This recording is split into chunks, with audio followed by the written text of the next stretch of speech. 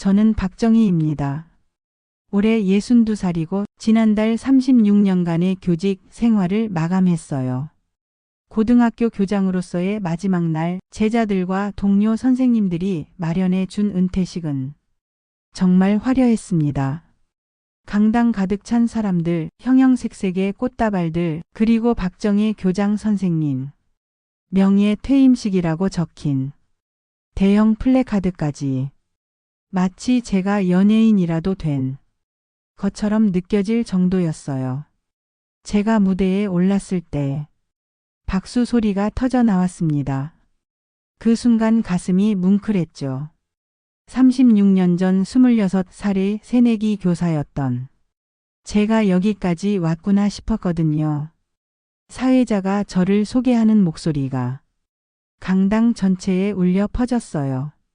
평생을 교육에 헌신하신 모범교사 박정희 교장 선생님께 큰 박수 부탁드립니다.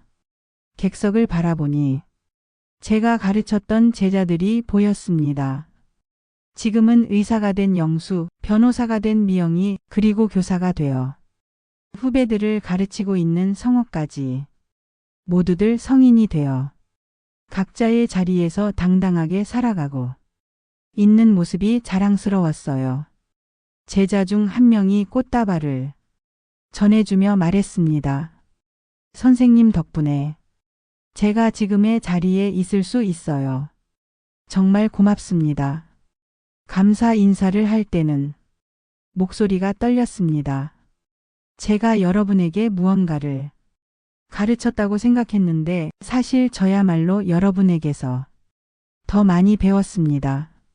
아이들과 함께한 시간들이 제 인생에서 가장 소중한 보물이었어요. 말을 하는 동안 눈물이 핑 돌았죠. 정말 행복한 눈물이었습니다. 동료 선생님들도 준비한 영상 메시지를 보여주었어요. 함께 근무했던 선생님들이 하나둘씩 나와서 추억을 이야기하고 축하 인사를 전했습니다. 체육 선생님 김철수는 정희 선생님은 우리 학교의 어머니 같은 존재였다고 말했고, 국어 선생님 이영희는 항상 학생들을 자식처럼 아끼는 모습이 인상적이었다고 했어요. 그런 말들을 들으니 정말 보람찼습니다. 식순 마지막에는 제가 좋아하는 동요 합창이 있었어요. 음악 선생님이 반주를 해주시고 제자들과 동료들이 함께 불러주었습니다. 고향의 봄이라는 노래였는데 듣다 보니 어릴 적 고향 생각이 났어요. 그때는 몰랐는데 교사라는 직업이 정말 제 천직이었구나 싶었습니다. 은퇴식이 끝나고 근처 식당에서 작은 뒤풀이도 있었어요. 선생님들과 몇몇 제자들이 참석해서 더 많은 이야기를 나누었습니다. 교장 선생님은 앞으로 뭐 하실 거예요? 한 선생님이 물었을 때 저는 글쎄요, 천천히 생각해 볼게요 라고 답했어요. 사실 아직 구체적인 계획은 없었거든요. 오후 4시쯤 되어서야 모든 행사가 끝났습니다. 집으로 돌아가는 버스 안에서 창밖을 바라보니 느낌이 이상했어요. 매일 아침 학교로 향하던 이 길을 더 이상 다니지 않아도 된다는 생각이 들었거든요. 자유로워진 기분도 들었지만 동시에 허전한 마음도 있었습니다. 버스에서 내려 집까지 걸어오는 길, 무거운 기념품 가방을 들고 천천히 걸었어요. 이웃분들이 교장 선생님, 은퇴 축하드려요라고 인사해 주었습니다. 동네에서도 제가 은퇴한다는 소식을 다들 알고 있었나 봐요. 고생 많으셨어요 라는 말을 들을 때마다 뿌듯하면서도 왠지 모를 쓸쓸함이 밀려왔습니다. 집 문 앞에서 열쇠를 꺼내며 문득 깨달았어요. 36년 동안 매일 아침 5시 반에 일어나 학교 갈 준비를 했는데 내일부터는 그럴 필요가 없다는 것을 말이에요. 학생들 지도하고 수업 준비하고 학부모들과 상담하느라 바빴던 일상이 한순간에 사라진 거죠. 현관문을 열고 들어가니 집안이 고요했습니다. 남편 철수가 세상을 떠난 지 벌써 3년이 지났지만 여전히 빈자리가 크게 느껴져요. 특히 오늘 같은 날에는 더더욱 그랬습니다. 철수가 살아있었다면 수고했다. 정희야라고 말해주었을 텐데 말이에요. 거실에 앉아 기념품들을 하나씩 꺼내보았습니다. 감사패, 꽃다발, 기념품들이 소파 위에 놓여 있으니 오늘 하루가 꿈만 같았어요. 몇 시간 전만 해도 수백 명의 사람들이 저를 축하해 주었는데 지금은 텔레비전 소리만이 정막을 깨뜨리고 있었습니다. 아들 민호와 딸 수연이에게 전화를 걸어보았어요. 은퇴식 소감이라도 나누고 싶었거든요. 먼저 민호에게 전화했습니다. 여보세요. 민호야, 아빠야, 엄마 은퇴식 어땠어요? 목소리는 관심 있어 보였지만 뭔가 바쁜 기운이 느껴졌어요. 정말 좋았어. 제자들이랑 선생님들이 와서 축하해주고 꽃다발도 많이 받았어. 그래요? 다행이네요. 그런데 엄마, 저 지금 회사 회식 자리라서 나중에 다시 전화드릴게요. 통화는 3분도 채 안 되어 끝났습니다.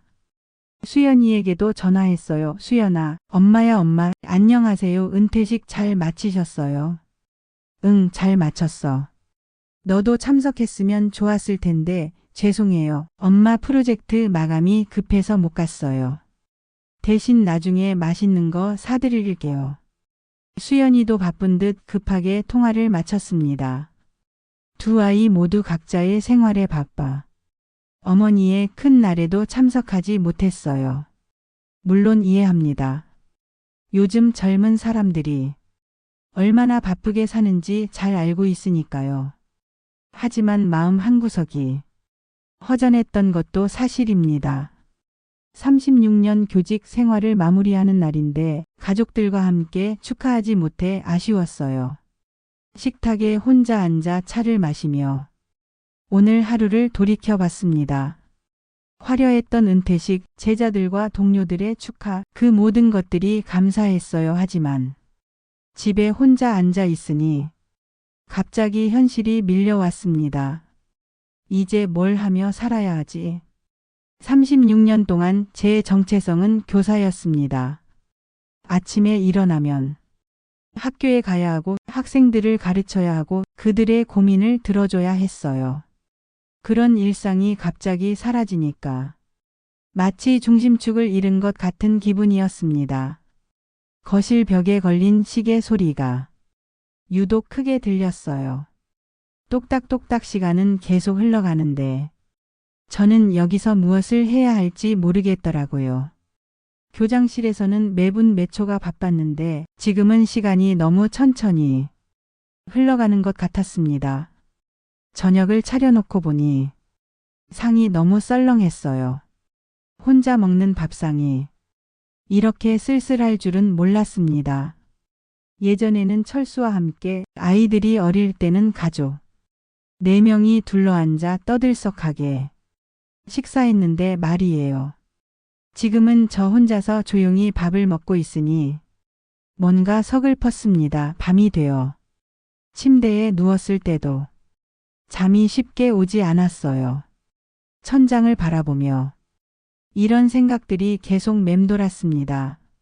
화려한 은퇴식은 끝났다. 이제 진짜 은퇴 생활이 시작이구나. 문득 남편 철수가 생각났어요.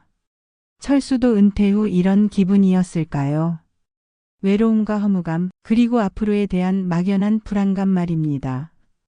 오늘은 정말 특별한 하루였어요. 제 인생에서 하나의 큰 장이 마무리된 날이었습니다. 하지만 동시에 새로운 시작이기도 하겠죠. 아직은 앞으로 무엇을 해야 할지 모르겠지만 차근차근 생각해 보려고 합니다. 36년 동안 아이들을 가르치며 배운 인내심으로 이 새로운 인생도 잘 헤쳐나갈 수 있을 거라고 믿어요. 은퇴 후 일주일이 지나고 저는 본격적으로 집안 정리를 시작했습니다. 36년 동안 모아둔 교육, 자료들과 책들이 정말 많았어요. 서재 한쪽 벽면이 온통 책으로 가득 차 있었거든요. 학습 지도안, 학생들 작품집, 각종 교육 관련 서적들까지 하나하나 보다 보니 추억이 새록새록 떠올랐습니다. 특히 학생들이 써준 편지들을 보니 마음이 따뜻해졌어요. 선생님 덕분에 꿈을 찾았어요. 힘들 때마다 선생님 말씀을 떠올려요. 같은 내용들이 적혀 있었습니다. 이런 편지들을 보면 교사라는 직업이 정말 보람 있는 일이었다는 생각이 들어요. 비록 월급은 많지 않았지만 돈으로 살 수 없는 소중한 경험들을 했으니까요. 책장 정리를 하다가 가장 높은 선반에 손을 뻗었을 때였어요. 먼지가 많이 쌓인 오래된 책들 사이에서 흰색 봉투 하나가 떨어졌습니다. 이게 뭐지? 바닥에 떨어진 봉투를 주워들었는데 겉봉에는 제 이름만 박정희라고 적혀 있고 발신인 주소는 없었어요. 봉투를 자세히 살펴봐도 언제 받은 편지인지 전혀 기억이 나지 않았습니다.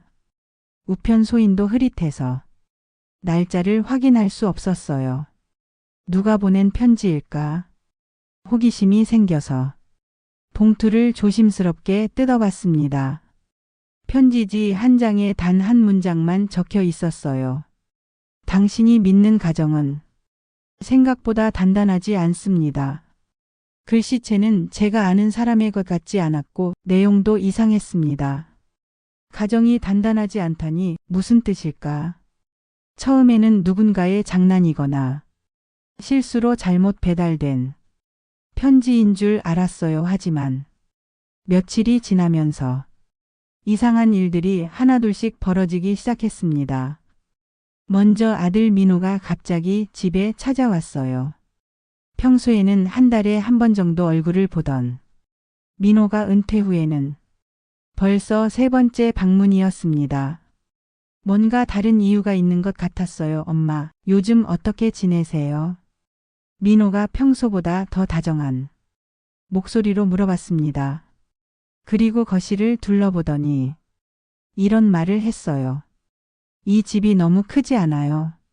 엄마 혼자 사시기에는 관리도 힘들고 안전하지도 않고요. 저는 깜짝 놀랐습니다. 갑작스러운 말이었거든요. 왜 갑자기 그런 말을 하니? 여기서 산지 20년이 넘는데 민호는 준비라도 해온 듯 차근차근 설명을 시작했어요. 엄마, 이 동네가 예전 같지 않아요. 교통도 불편하고 병원이나 마트도 멀고요. 그럼 어쩌자는 거야?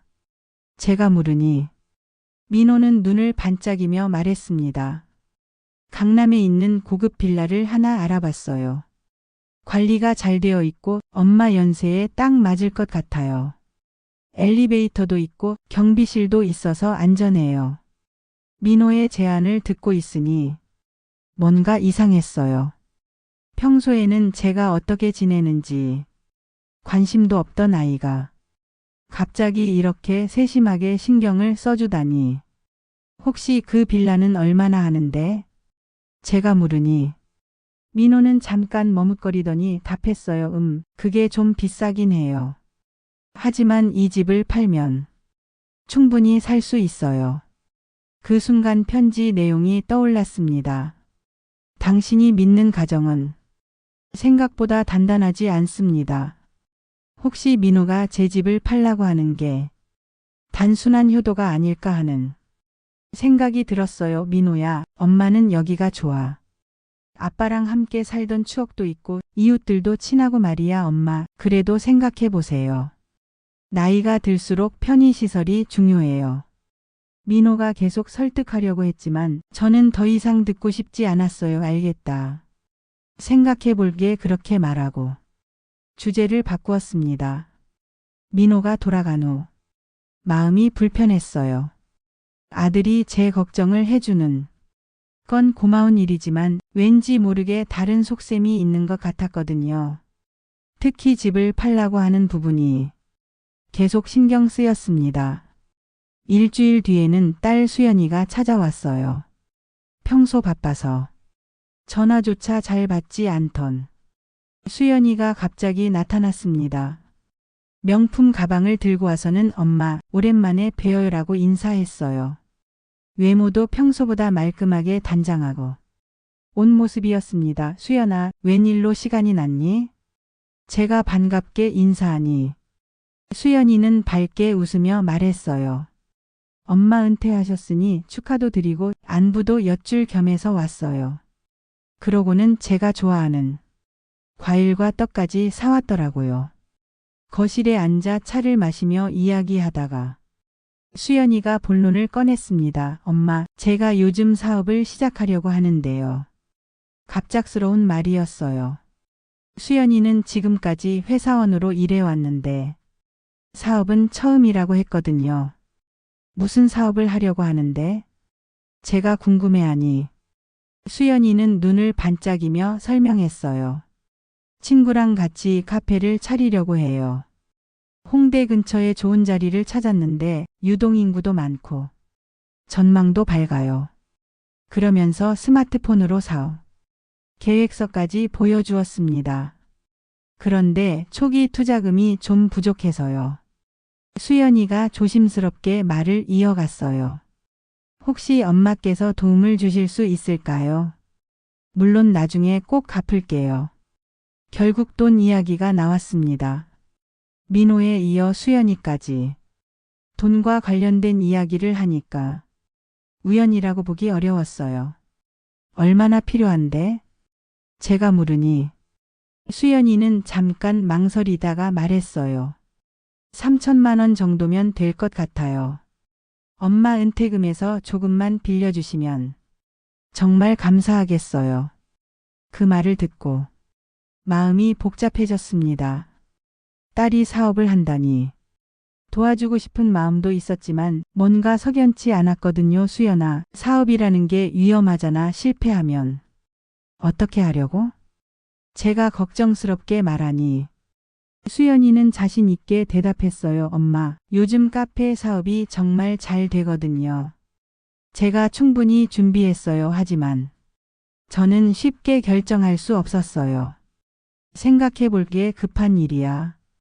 제가 물으니 수연이는 다음 주까지 계약해야 해서 좀 급해요라고 답했습니다. 그렇게 말하고 수연이도 돌아갔어요. 두 아이가 모두 돌아간 후 저는 그 편지를 다시 꺼내봤습니다. 당신이 믿는 가정은 생각보다 단단하지 않습니다. 처음에는 장난으로 여겼는데 이제는 다르게 느껴졌어요. 혹시 누군가 이런 상황이 벌어질 것을 미리 알고 경고해 준 건 아닐까요? 평소에는 연락도 잘 안 되던 두 아이가 은퇴 후 갑자기 자주 찾아오고 하나같이 돈과 관련된 이야기를 한다는 게 우연의 일치라고 보기 어려웠습니다. 혹시 제가 모르는 사이에 아이들이 제 재산에 대해 뭔가 계획을 세우고 있는 건 아닐까요? 그날 밤 잠자리에 들면서도 계속 생각이 났어요. 민호의 이사 제안, 수연이의 사업 투자 요청 모두 제 돈이 필요한 일들이었습니다. 36년 동안 믿고 의지했던 가족들이 정말로 저를 이용하려고 하는 걸까요? 그런 생각이 들면서 마음이 무거워졌습니다. 편지를 보낸 사람이 누구인지는 모르겠지만 이 사람은 제 가족에 대해 뭔가 알고 있는 것 같았어요. 그리고 저에게 미리 경고를 해준 것일지도 모르겠습니다. 앞으로 어떤 일이 더 벌어질지 두려우면서도 궁금했어요. 며칠 밤을 뒤척이며 고민하다가 저는 결심했습니다. 이 모든 상황이 단순한 우연일 수도 있지만 혹시 모르니 믿을 만한 사람의 조언을 구해보자고요. 가장 먼저 떠오른 사람은 고등학교 동창인 오수찬이었어요. 수찬이는 경찰서에서 30년 넘게 근무하다가 몇 년 전에 은퇴했는데 이런 일에 경험이 많을 거라고 생각했습니다. 수찬아, 나야. 정희야. 오랜만에 전화를 걸었을 때 수찬이의 목소리가 반가웠어요. 정희야. 은퇴 축하한다. 소식 들었어. 어떻게 지내? 변함없이 친근한 목소리였습니다. 고마워. 그런데 수찬아, 혹시 시간 있으면 만날 수 있을까? 상담하고 싶은 일이 있어서. 물론이지. 무슨 일인데? 목소리가 심각한데? 수찬이가 걱정스럽게 물어봤어요. 전화로는 설명하기 어려워. 내일 오후에 동네 카페에서 만날까? 그래, 알겠어. 명동 카페 있잖아. 거기서 3시에 보자. 다음 날 오후 카페에서 수찬이를 만났습니다. 몇 년 만에 보는 건데도 여전히 건강해 보였어요. 경찰 출신답게 날카로운 눈빛과 듬직한 체격을 유지하고 있었습니다. 정희야, 얼굴이 좀 수척해 보이는데 무슨 일 있어? 저는 그동안 벌어진 일들을 차근차근 설명했어요. 책장에서 발견한 편지 이야기부터 시작해서 민호의 갑작스러운 이사 제안, 수연이의 사업 투자 요청까지 모든 걸 털어놨습니다. 수찬이는 조용히 제 말을 들으면서 가끔 고개를 끄덕이거나 심각한 표정을 지었어요. 정희야, 이거 보통 일이 아닌 것 같은데. 수찬이가 진지하게 말했습니다. 편지부터 시작해서 아이들 행동까지 뭔가 연결고리가 있을 것 같아. 혹시 내 집 주변에 이상한 사람이나 차량을 본 적 있어? 글쎄, 특별히 신경 쓰지 않아서 모르겠어. 제가 대답하자 수찬이는 턱을 만지며 생각에 잠겼어요. 일단 며칠만 내 집 주변을 살펴볼게. 그리고 철수 형이 남긴 보험이나 재산 관련 서류들 한번 점검해봐. 뭔가 놓친 게 있을지도 몰라. 그 말을 듣고 가슴이 두근거렸습니다. 정말로 뭔가 이상한 일이 벌어지고 있는 걸까요? 수찬아, 너무 과민 반응인 것 같지 않아? 그냥 아이들이 엄마 걱정해서 그러는 걸 수도 있잖아. 제가 말하니 수찬이는 고개를 저었어요. 정희야, 30년 넘게 경찰 일하면서 배운 게 있어. 우연은 2번까지만 우연이야. 3번째부터는 의도가 있다고 봐야 해. 내 경우는 이미 3번째잖아. 편지, 민호, 수연이까지. 그날부터 수찬이는 정말로 우리 동네를 돌아다니기 시작했어요. 아침 산책하는 척하면서 집 주변을 살펴보고 저녁에는 운동하러 나온다며 골목길을 확인했습니다. 경찰 출신의 노하우로 아무도 눈치채지 못하게 조사했어요. 사흘 뒤 수찬이가 긴급하게 전화를 걸어왔습니다. 정희야, 중요한 걸 발견했어. 지금 당장 만나자. 목소리가 평소와 달리 심각했어요. 무슨 일인데? 그렇게 급하게? 전화로는 안 돼. 카페에서 만나자. 카페에서 다시 만난 수찬이의 표정이 어두웠습니다. 정희야, 정말로 누군가 내 집 주변을 감시하고 있었어. 저는 깜짝 놀랐어요. 정말이야? 그럼 누군가 저를 지켜보고 있다는 거야? 담배 꽁초 확인해보니 같은 브랜드가 일주일 동안 계속 발견되고 내 집이 잘 보이는 골목 모퉁이에 발자국 흔적도 있어. 그리고 이건 더 심각한데.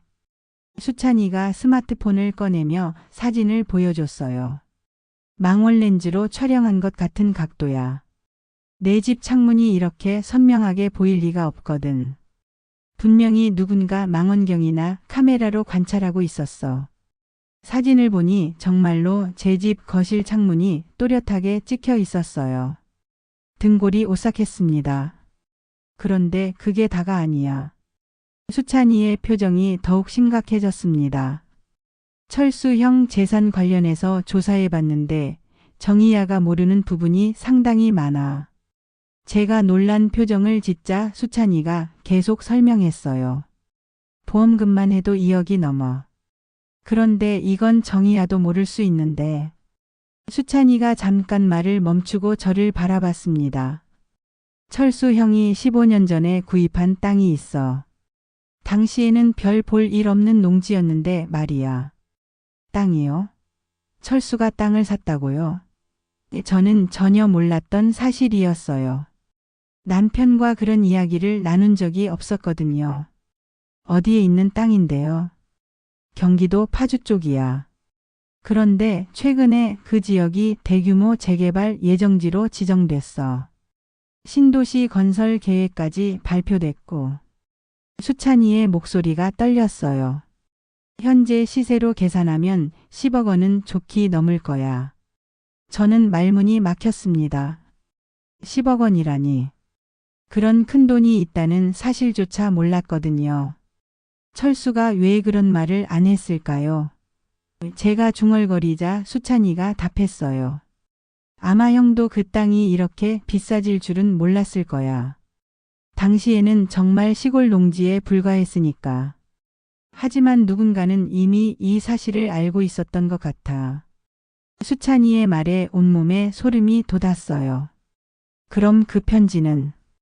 제가 떨리는 목소리로 말하자 수찬이가 고개를 끄덕였습니다. 아마도 너를 보호하려는 사람이 보낸 것 같아.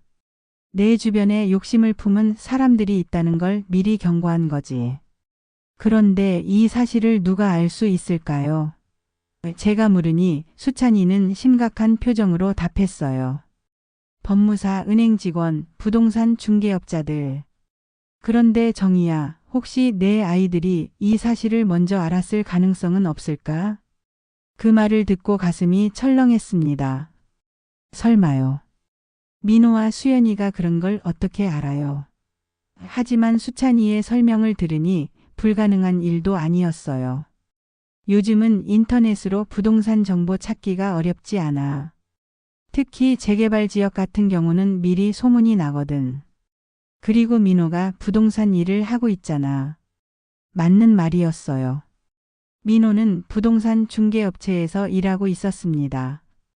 혹시 민호가 아버지 명의로 된 부동산을 조사해 봤을 수도 있어. 그리고 수연이에게도 알려줬을 거고. 수찬이의 추리가 점점 현실적으로 들렸어요. 저는 머리가 복잡했습니다. 정말로 제 자식들이 저를 속이고 있다는 말인가요? 그럼 민호가 이사하자고 한 것도 집을 팔게 해서 그 돈을 노린 거일 수도 있어. 그리고 수연이는 투자금 명목으로 미리 돈을 빼내려고 했을 거고. 수찬이의 설명을 들으니 모든 퍼즐이 맞춰지는 것 같았어요. 평소에는 연락도 잘 안 되던 아이들이 은퇴 후 갑자기 찾아온 이유, 하나같이 돈과 관련된 제안을 한 이유까지. 모든 게 우연이 아니었던 거예요. 정희야, 이제 어떻게 할 거야? 수찬이가 걱정스럽게 물어봤습니다. 저는 잠시 생각에 잠겼어요. 정말로 제 자식들이 저를 배신하려고 하는 걸까요? 아니면 단순히 어머니를 걱정해서 한 일일까요? 확실하게 알아봐야겠어요. 추측만으로는 아이들을 의심할 수 없잖아요. 제가 말하자 수찬이는 고개를 끄덕였습니다. 그래, 신중하게 접근하자. 하지만 조심해야 해. 만약 정말로 아이들이 그런 마음을 품고 있다면 섣불리 움직였다가는 더 큰 문제가 생길 수 있어. 카페를 나오면서 마음이 무거웠습니다. 30년 넘게 키운 자식들을 의심해야 하는 상황이 될 줄이야. 하지만 수찬이가 조사해서 알아낸 사실들을 무시할 수는 없었어요. 10억 원이 넘는 재산, 집 주변을 감시하는 누군가, 그리고 의문의 경고 편지까지. 집으로 돌아오는 길에 편지를 보낸 사람이 누구인지 궁금해졌어요. 제 주변 상황을 이렇게 자세히 알고 있는 사람이 누굴까요? 그리고 왜 저를 보호하려고 하는 걸까요? 혹시 제가 모르는 사이에 도움을 주려는 사람이 있는 건 아닐까요? 그날 밤 침대에 누워서도 잠이 오지 않았어요. 머릿속에는 온갖 생각들이 복잡하게 얽혀 있었습니다. 민호와 수연이의 얼굴이 자꾸 떠올랐는데 예전의 어린 시절. 해맑게 웃던 모습과 최근에 제게 돈 이야기를 할 때의 모습이 오버랩 됐어요. 정말로 제 아이들이 돈 때문에 어머니를 속이려고 하는 걸까요? 아니면 진짜로 저를 걱정해서 하는 일일까요? 확실한 답을 얻기 위해서는 좀 더 지켜봐야 할 것 같았어요. 하지만 한 가지 확실한 건 이제 더 이상 순진하게 당할 수만은 없다는 것이었습니다. 그날 밤 잠자리에서 한참을 뒤척이며 생각했습니다. 수찬이가 알려준 충격적인 사실들이 머릿속에서 정리가 안 됐어요. 10억 원이 넘는 땅이 있다는 것도 놀라웠지만 더 충격적인 건 제 자식들이 이미 그 사실을 알고 있을 가능성이었습니다. 정말로 민호와 수연이가 저를 속이려고 하는 걸까요? 며칠을 고민한 끝에 저는 한 가지 방법을 생각해냈어요. 아이들의 진짜 속마음을 확인해보는 실험 말이에요. 평소 같으면 이런 방법을 쓰지 않았겠지만 더 이상 속을 수는 없었거든요. 진실을 알아야 앞으로 어떻게 살아갈지 결정할 수 있을 테니까요. 금요일 저녁에 민호와 수연이에게 각각 전화를 걸었습니다. 민호야, 내일 시간 있니? 중요한 이야기가 있어서 집으로 좀 와달라. 무슨 일이에요, 엄마? 민호의 목소리에 약간의 긴장감이 느껴졌어요. 전화로는 말하기 어려워. 수연이랑 같이 와라. 신기하게도 평소보다 훨씬 빠르게 승낙했어요. 네, 알겠습니다. 내일 오후에 갈게요. 수연이에게도 같은 말을 했더니 엄마, 무슨 급한 일이에요? 걱정되는데. 라며 역시 바로 승낙했습니다. 평소에는 바빠서 만나자고 해도 미루기 일쑤였는데 말이에요. 토요일 오후 2시 오랜만에 가족이 거실에 모였습니다. 민호는 정장 차림으로 왔고 수연이는 평소보다 화려하게 치장하고 왔어요. 두 아이 모두 제 얼굴을 유심히 바라보며 무슨 이야기인지 궁금해했습니다. 너희들 불러서 미안하다. 하지만 꼭 해야 할 말이 있어서. 저는 가능한 한 차분한 목소리로 말을 시작했어요. 엄마가 나이도 많고 앞으로 얼마나 더 살지 모르잖아. 그래서 재산 정리를 하려고 한다. 그 순간 두 아이의 눈빛이 변했습니다. 갑자기 관심이 생긴 듯 몸을 앞으로 기울였어요. 평소에는 무관심하던 아이들이 이렇게 집중하는 모습을 보니 이상했습니다. 엄마, 갑자기 무슨 말씀이세요? 수연이가 당황한 목소리로 물었어요. 별거 아니야. 그냥 미리 정리해 두는 게 좋을 것 같아서. 제가 대답하니 민호가 끼어들었어요. 엄마 아직 건강하시잖아요. 왜 갑자기 그런 생각을 하세요? 하지만 제 계획은 이미 정해져 있었어요. 그런데 말이야. 저는 잠깐 멈춘 뒤 폭탄 선언을 했습니다. 엄마가 가진 모든 재산을 한 사람에게만 주기로 했어. 둘로 나누지 말고 말이야. 순간 거실이 조용해졌어요. 시계 소리만 또렷하게 들렸습니다. 두 아이가 서로를 쳐다보더니 다시 제게 시선을 돌렸어요. 그때까지만 해도 표정이 그럭저럭 차분했는데 제가 다음 말을 하자 완전히 변했습니다. 그런데 아직 누구에게 줄지는 정하지 못했어. 너희 둘 중 누가 더 자격이 있는지 봐야겠어. 엄마, 그게 무슨 말씀이에요? 민호가 목소리를 높였어요. 평소 차분했던 민호의 태도가 갑자기 변했습니다. 왜 갑자기 그런 결정을 하시는 거예요? 저희한테 상의도 없이. 상의할 것도 없잖아. 내 재산인데 내가 어떻게 하든 내 마음이지.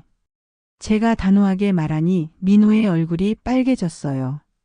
하지만 엄마, 보통은 자식들끼리 나눠서 받는 게 상식 아니에요.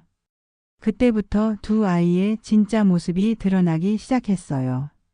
수연이가 먼저 나섰습니다. 그럼 누구한테 주시려고 하세요? 설마 오빠한테만요? 목소리에 질투와 분노가 뚜렷하게 섞여 있었어요. 저는 왜 안 되는 거예요?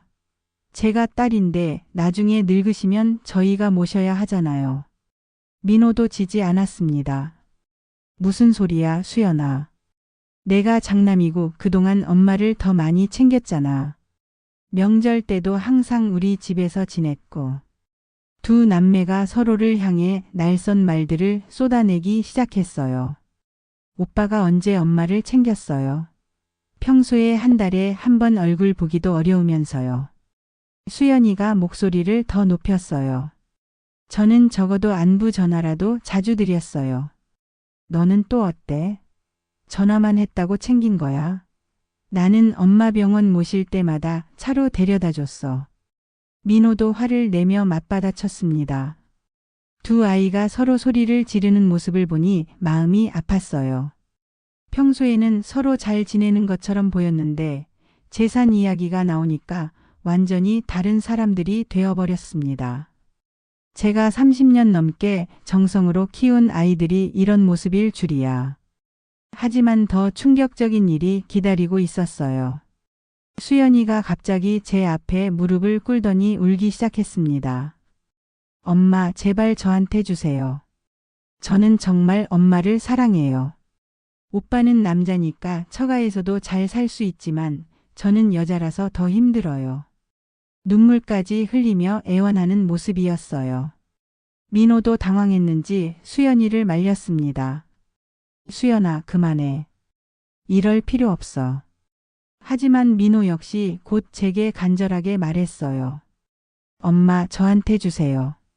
제가 장남이니까 엄마를 책임져야 하는 게 당연하잖아요. 그리고 저는 가족이 있어서 돈이 더 필요해요. 두 아이가 번갈아가며 자신에게 재산을 달라고 애원하는 모습을 보니 충격이었어요. 평소에 돈이 전부가 아니다. 가족이 가장 소중하다라고 가르쳤는데 정작 아이들은 돈 앞에서 이렇게 추한 모습을 보이고 있었거든요. 그만하거라. 제가 단호하게 말했습니다. 너희들 모습 보니 이제 확실해졌다.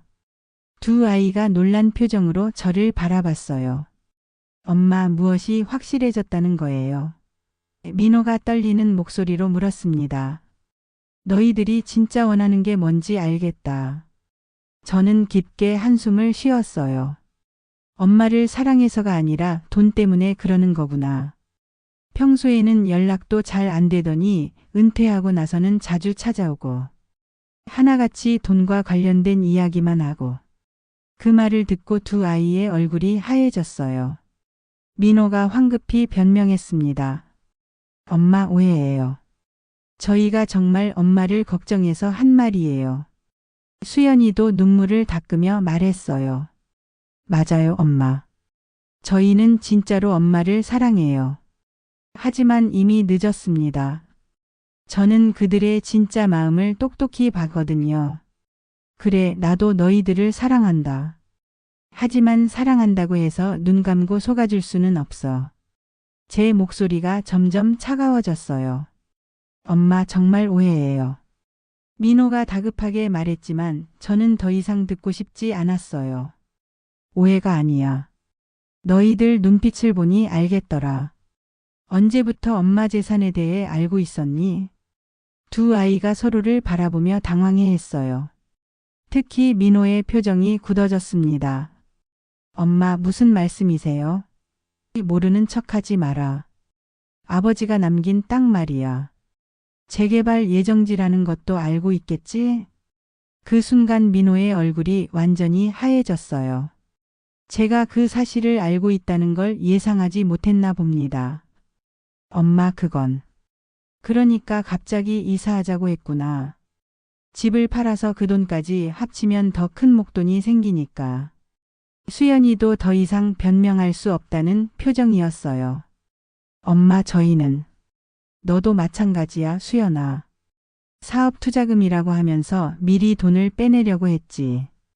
두 아이 모두 고개를 숙이고 있었어요. 더 이상 변명할 말이 없었나 봅니다. 그 모습을 보니 마음이 무너져 내리는 것 같았어요. 제가 평생을 바쳐 키운 자식들이 결국 돈 때문에 어머니를 속이려고 했다니. 너희들 어렸을 때 뭐라고 가르쳤니? 정직하게 살라고 가족이 가장 소중하다고 했잖아. 제 목소리가 떨렸어요. 그런데 돈 앞에서 이렇게 변하는구나. 민호가 고개를 들더니 말했어요. 엄마, 저희도 살기 어려워요. 요즘 세상이 얼마나 힘든데요. 집값도 비싸고 아이들 교육비도 많이 들고. 하지만 그런 변명이 통할 리가 없었어요. 그래, 힘든 건 안다. 하지만 그렇다고 해서 어머니를 속여도 되는 거야. 제가 단호하게 말하니 두 아이 모두 할 말을 잃었어요. 그날 오후는 제 인생에서 가장 슬픈 시간 중 하나였습니다. 그동안 믿고 의지했던 가족들이 결국 돈 때문에 저를 배신하려고 했다는 사실을 확인하는 시간이었거든요. 하지만 동시에 진실을 알게 되어서 다행이기도 했어요. 계속 속고만 살 수는 없었으니까요. 그날 밤 두 아이가 돌아간 후 저는 오랫동안 잠을 이룰 수 없었습니다. 거실에 홀로 앉아 오늘 있었던 일들을 계속 되새김질했어요. 민호와 수연이가 보여준 추한 모습들이 자꾸 머릿속에 떠올랐습니다. 제가 36년 동안 교육자로 살면서 학생들에게 가르쳤던 가치들이 무색하게 느껴졌어요. 정직, 성실, 배려, 가족사랑. 그런 것들을 평생 가르쳐 왔는데 정작 제 자식들은 그 가치들을 전혀 배우지 못한 것 같았습니다. 아니, 배웠지만 돈 앞에서는 모든 걸 잊어버리는 걸까요? 어쨌든 오늘 확인한 사실은 명확했어요. 제 아이들은 어머니의 재산을 노리고 있었고 그를 위해 거짓말도 서슴지 않았습니다. 새벽 3시가 넘어서야 겨우 잠이 들었는데 꿈에서도 오늘 일이 계속 나타났어요. 어린 시절 해맑게 웃던 민호와 수연이의 모습과 오늘 제 앞에서 무릎 꿇고 애원하던 모습이 번갈아 나타났습니다. 꿈에서 깨어났을 때는 베개가 눈물로 젖어 있었어요. 다음 날 아침 일찍 수찬이에게 전화를 걸었습니다. 수찬아, 어제 실험해봤어. 내 말이 맞았어. 목소리만 들어도 무슨 일이 있었는지 알아챈 수찬이가 걱정스럽게 물어봤어요. 많이 상처받았겠구나, 정희야. 그래도 진실을 아는 게 중요해. 이제 어떻게 할 거야? 저는 밤새 생각한 결론을 말했습니다. 수찬아, 법무사 소개 좀 해줄 수 있어? 유언장을 새로 작성하려고 해. 수찬이는 잠시 조용했다가 조심스럽게 말했어요. 정희야, 신중하게 생각해봐. 그래도 내 자식들인데. 혹시 화가 나서 충동적으로 결정하는 건 아니야? 아니야, 수찬아. 제가 단호하게 답했어요. 이미 충분히 생각해봤어. 더 이상 속을 수는 없어. 그리고 돈 앞에서 어머니를 배신하려는 자식들에게 재산을 물려줄 수는 없어. 수찬이는 한참을 고민하더니 알겠어. 믿을 만한 법무사 한 분 소개해 줄게라고 했습니다. 며칠 뒤 법무사 사무실에서 정식 유언장을 작성했어요. 모든 재산을 오수찬과 지역 사회복지재단에 절반씩 기부한다는 내용이었습니다. 법무사는 정말 신중하게 결정하셨나요? 자녀분들이 계시는데 이렇게 하시면 나중에 법적 분쟁이 생길 수도 있어요라고 여러 번 확인했어요. 괜찮습니다.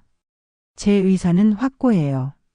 제가 확실하게 말하니 법무사도 더 이상 말리지 않았습니다. 유언장에 서명하고 인감을 찍을 때 묘한 기분이 들었어요. 후련하면서도 슬펐습니다.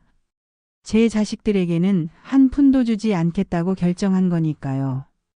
유언장 작성을 마치고 집으로 돌아오는 길 수찬이와 함께 커피숍에 들렀어요. 정희야, 정말 괜찮아? 후회하지 않을 거야? 수찬이가 마지막으로 확인했습니다. 후회할 게 뭐가 있어? 돈 때문에 어머니를 속이려던 자식들한테 재산을 물려주는 게 더 잘못된 거지. 그래도 내가 힘들게 번 돈인데. 수찬이가 말하다가 멈췄어요. 수찬아, 고마워. 내가 없었다면 계속 속고만 살았을 거야. 그리고 내 재산을 너한테도 주기로 한 건 내가 진짜 나를 걱정해주는 유일한 사람이라고 생각해서야.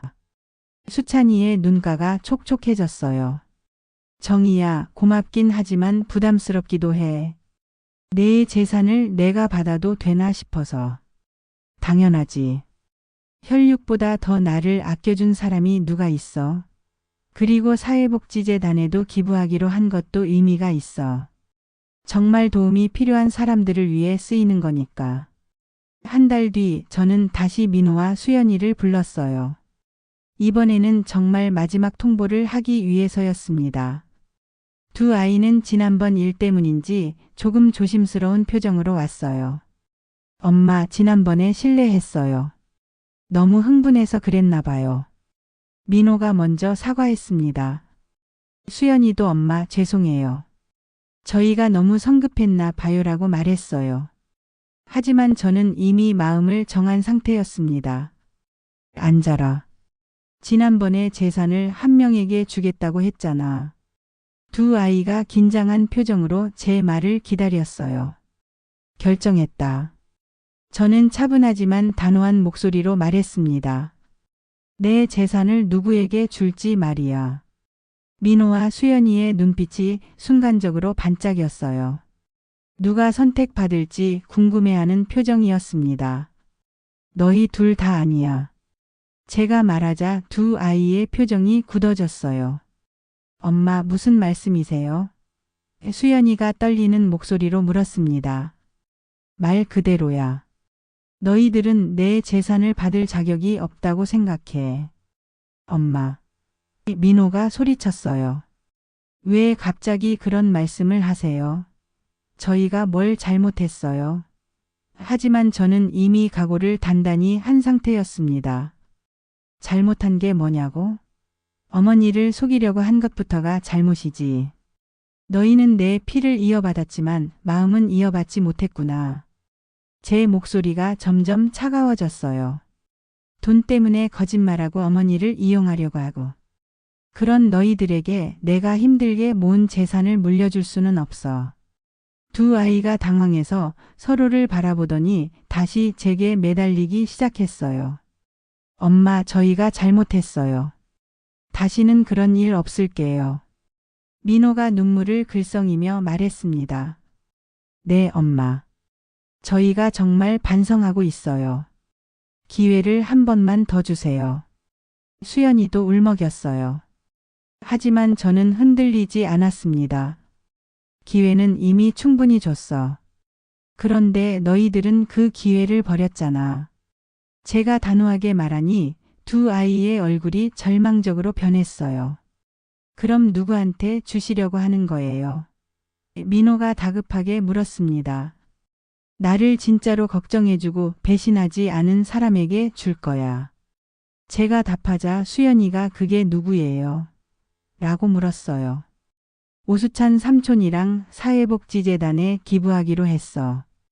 그 말을 듣고 두 아이가 완전히 넛을 잃었어요. 엄마, 그럴 수는 없어요. 저희는 엄마 자식인데. 민호가 소리쳤습니다. 자식이라고 해서 무조건 재산을 받을 권리가 있는 건 아니야. 제가 냉정하게 말했어요. 진짜 자식다운 자식이어야 받을 자격이 있는 거지. 너희들처럼 어머니를 속이고 이용하려는 자식들에게는 줄 게 없어. 수연이가 갑자기 바닥에 주저앉더니 울기 시작했어요. 엄마, 제발 그러지 마세요. 저희가 정말 잘못했어요. 민호도 무릎을 꿇으며 엄마, 다시 생각해 주세요. 저희는 정말 엄마를 사랑해요라고 애원했습니다. 하지만 저는 이미 법적 절차를 마친 상태였어요. 이미 늦었다. 유언장도 작성했고 모든 절차가 끝났어. 그 말을 듣고 두 아이가 더욱 절망했어요. 엄마, 그럴 수는 없어요. 법적으로 문제 삼을 거예요. 민호가 위협적으로 말했습니다. 그래, 해봐라. 제가 담담하게 답했어요. 하지만 내가 정신이 멀쩡한 상태에서 스스로 결정한 일이니까 법정에서도 인정받을 거야. 그리고 너희들이 어머니 재산을 노리고 거짓말했다는 증거도 충분히 있고. 두 아이가 할 말을 잃고 그냥 울고만 있었어요. 그 모습을 보니 안쓰럽기도 했지만 동시에 단호해야겠다는 생각이 더 강했습니다. 너희들에게 마지막으로 할 말이 있어. 나는 평생을 가르치는 삶을 살았다. 제 목소리가 울려 퍼졌어요. 학교에서는 학생들에게 올바른 가치를 가르쳤고 집에서는 너희들을 바른 사람으로 키우려고 노력했어. 하지만 너희들은 그 가르침을 모두 저버렸구나. 이 마지막 선택도 세상을 가르치는 내 방식이다. 저는 당당하게 선언했어요. 돈 때문에 가족을 배신하면 어떤 결과가 따르는지 진짜 소중한 게 무엇인지를 보여주는 거야. 민호와 수연이는 더 이상 할 말이 없어 보였어요. 결국 두 아이는 울면서 집을 나갔습니다. 저는 그들이 나가는 뒷모습을 바라보며 복잡한 심정이었어요. 슬프기도 했지만 동시에 후련하기도 했습니다. 혼자 남은 거실에서 저는 깊게 한숨을 쉬었어요. 가족이라는 이름으로 서로를 속이고 이용하려고 했던 관계는 이제 끝났습니다. 대신 진정으로 저를 걱정해주는 수찬이 같은 친구가 있다는 것에 감사했어요. 창밖을 바라보니 해가 지고 있었습니다. 제 인생도 저물어가는 시간이지만 마지막까지 제 신념을 지킬 수 있어서 다행이었어요. 돈보다 소중한 것들이 있다는 것을, 진정한 관계가 무엇인지를 보여줄 수 있었으니까요. 며칠 뒤 수찬이가 안부를 묻는 전화를 걸어왔어요. 정희야, 괜찮아? 아이들이 찾아와서 많이 힘들었을 것 같은데. 괜찮아, 수찬아. 오히려 홀가분해. 이제 진짜 믿을 만한 사람이 누구인지 확실해졌으니까.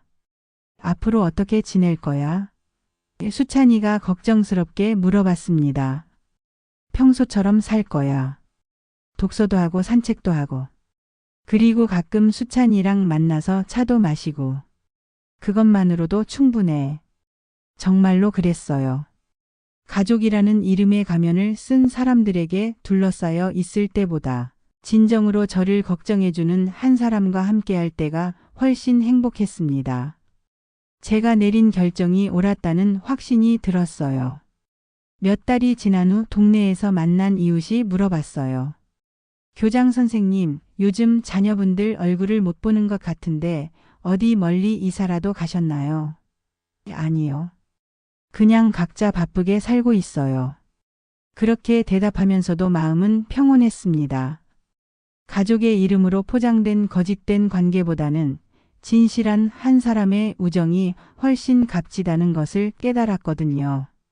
제가 평생 가르쳤던 가치들을 마지막까지 지킬 수 있어서 자랑스러웠어요. 저녁 무렵 거실에 앉아 차를 마시며 창밖을 바라봤습니다. 노을이 아름답게 지고 있었어요. 제 인생의 노을도 이렇게 아름답게 물들고 있는 것 같았습니다. 비록 홀로 남겨졌지만 당당하게 살아갈 수 있을 것 같았어요. 그때 현관문에서 벨소리가 들렸습니다. 문을 열어보니 수찬이가 꽃다발을 들고 서 있었어요. 정희야, 오늘 내 생일이잖아. 축하해. 깜박하고 있던 제 생일을 기억해준 사람이 있다는 게 정말 감사했습니다. 수찬아, 고마워. 들어와. 수찬이와 함께 케이크를 나눠 먹으며 이야기를 나눴어요. 정희야, 후회하지 않아? 전혀. 오히려 이제야 진짜 가족이 누구인지 알겠어. 피보다 진심이 더 중요하다는 걸 배웠어. 그날 밤 침대에 누워서 지나온 일들을 되돌아봤습니다. 화려했던 은퇴식에서 시작된 이 모든 일들이 결국 제게 소중한 깨달음을 주었어요. 가족이라는 이름에 속지 말고 진정으로 나를 아끼는 사람이 누구인지 분별하는 지혜를 얻었습니다. 교사로서 마지막까지 세상에 교훈을 남길 수 있었다는 생각이 들었어요. 돈보다 소중한 것들이 있다는 것을, 진정한 사랑과 우정이 무엇인지를 보여줄 수 있었으니까요. 그것만으로도 제 인생은 의미 있었습니다. 오늘 이야기 끝까지 함께 들어주셔서 정말 감사합니다. 영상이 마음에 드셨다면 구독과 좋아요 잊지 말고 눌러주세요. 앞으로도 여러분께 감동과 교훈을 줄 수 있는 이야기들로 찾아뵙겠습니다. 그럼 다음 영상에서 또 만나요. 감사합니다.